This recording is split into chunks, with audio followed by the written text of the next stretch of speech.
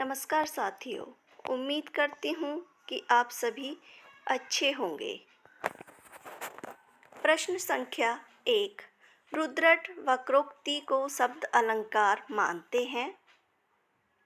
इसे अर्थ अलंकार किसने माना है? 1 वामन, 2 क्षेमेंद्र, 3 आनंदवर्धन, 4 दंडी। आंसर होगा इसमें हमारा 1 वामन। वामन ने वक्रोक्ति को अर्थ अलंकार माना है। प्रश्न संख्या 2। निम्नलिखित रीति में से किस रीति को ग्राम्य भी कहा जाता है?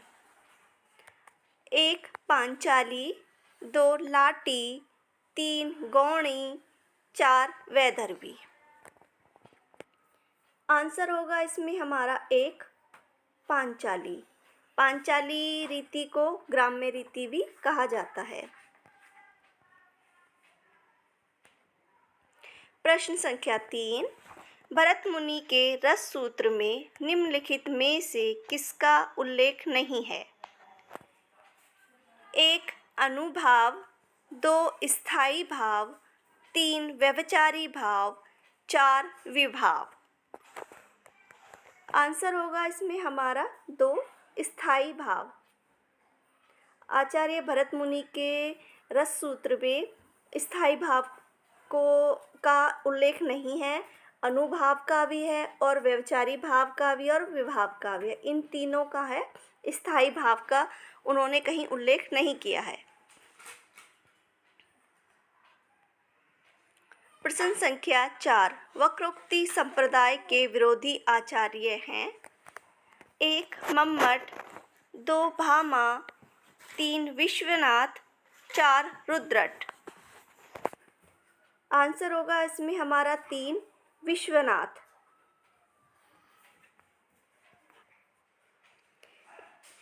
प्रश्न संख्या 5।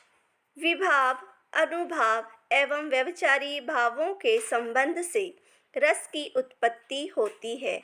यह रस सूत्र के बारे में किसने माना है?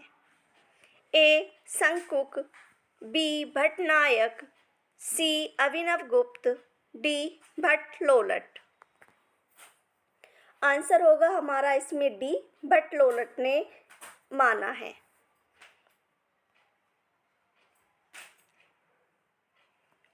प्रश्न संख्या 6। प्राकृत व्याकरण में आचार्य हेमचंद्र ने प्राकृत भाषा के 3 भेद बताए हैं। इनमें से नहीं है। ए पैसाची प्राकृत, बी आरसी प्राकृत, सी चूली का पैसाची, डी अपभ्रंश प्राकृत। आंसर होगा हमारा इसमें ए पैसाची प्राकृत नहीं है। बाकी ये तीनों हेमचंद के प्राकृत व्याकरण में प्राकृत के भेद बताए हैं। और यह पैसाची प्राकृत जो है यह वररुचि प्राकृत का प्रकार माना है। और उन्होंने महाराष्ट्री एक प्राकृत का भेद माना है। और ये आरसी जो प्राकृत है इसे मागधी भी कहते हैं।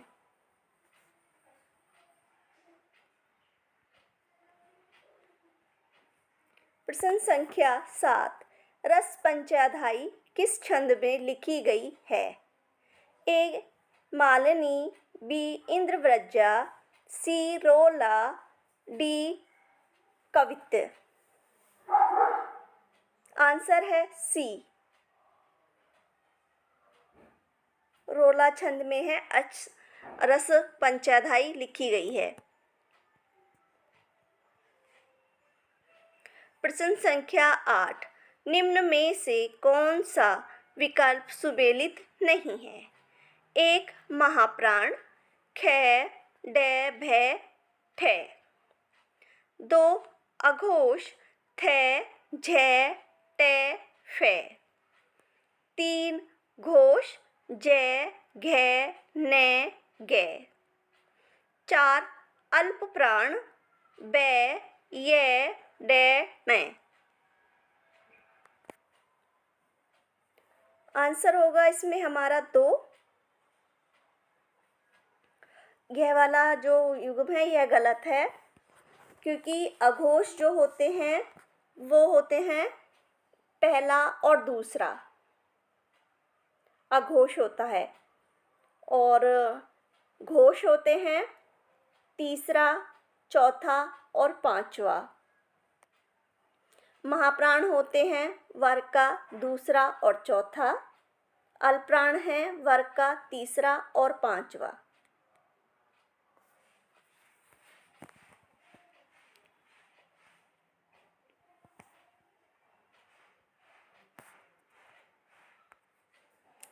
प्रश्न संख्या 8। अजी टोपी भी फलाने की है, तो उन्होंने हंसकर जवाब दिया कि घर की तो मूछ ही मूछ है। यह किस निबंध का कथन है? 1 शिव शंभू के चिट्ठे। 2 संस्कृति और सौंदर्य। 3 भारतवर्षों उन्नति कैसे हो सकती है। 4 मजदूरी और प्रेम। आंसर होगा इसमें हमारा 3 भारतवर्षों उन्नति कैसे हो सकती है। इस निबंध से यह लिया गया है।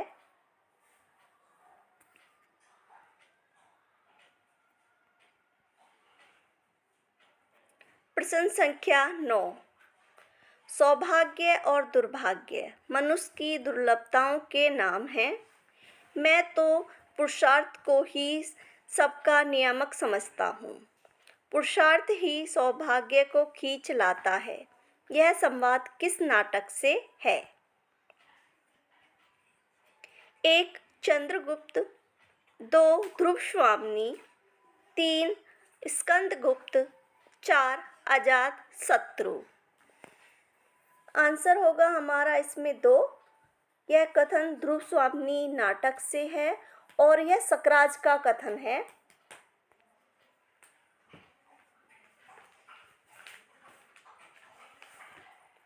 प्रश्न संख्या 10। उसने कहा था कि कितने भागों में युद्ध का वर्णन हुआ है? 1 5 भागों में। 2 3 भागों में। 3 6 भागों में। 4 2 भागों में। आंसर होगा इसमें हमारा 2। 3 भागों में युद्ध का वर्णन हुआ है और उसने कहा था कहानी 5 भागों में है, लिखी हुई है। प्रश्न संख्या 11। निबंध लेखक जिधर चलता है उधर अपनी पूर्ण मानसिक सत्ता अथवा बुद्धि और भावात्मक हृदय दोनों को साथ लिए रहता है। उपरोक्त कथन किसका है? 1 आचार्य हजारी प्रसाद द्विवेदी। 2 राम स्वरूप चतुर्वेदी। 3 आचार्य रामचंद्र शुक्ल। 4 श्याम सुंदर दास। आंसर होगा हमारा इसमें 3 आचार्य रामचंद्र शुक्ल का यह कथन है।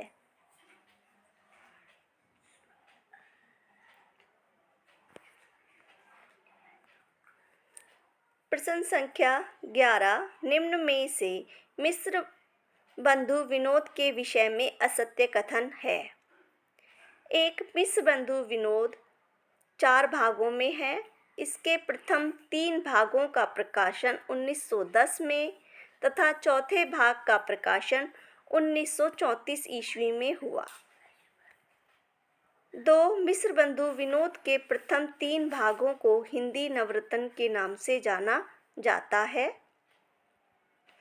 3 दुलारे लाल भार्गव के कहने पर कबीर को हिंदी नवरत्न में 7वें क्रम पर स्थान दिया। 4 हिंदी नवरत्न में तुलसीदास तथा सूरदास के बाद बिहारी को सबसे बड़ा कवि माना है। आंसर होगा इसमें हमारा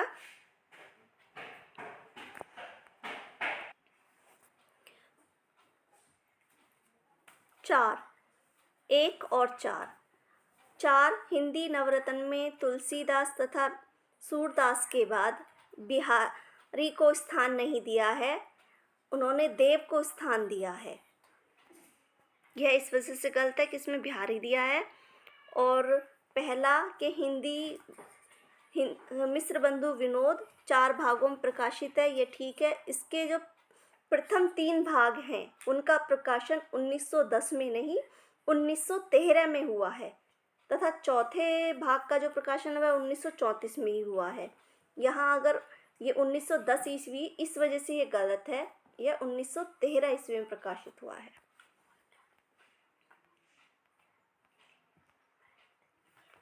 प्रश्न संख्या 12, जैनेन्द्र के किस उपन्यास में भाग्यहीन युवती के जीवन का चित्रण किया गया है?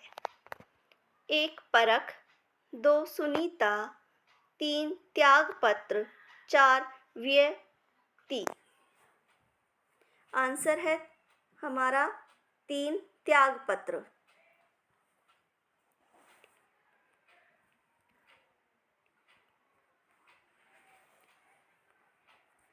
प्रश्न संख्या 13, स्त्री का सम्मान नष्ट करके तुम जो अपराध करोगे उसका फल क्या अच्छा होगा? लेकिन विनाश काले विपरीत बुद्धि। यह कथन ध्रुव स्वामिनी नाटक में किसका है? 1 चंद्रगुप्त, 2 आचार्य महिर देव, 3 सकराज, 4 शिखर स्वामी। आंसर होगा हमारा इसमें 2 आचार्य महिर देव का कथन है और यह सकराज से कहते हैं वही।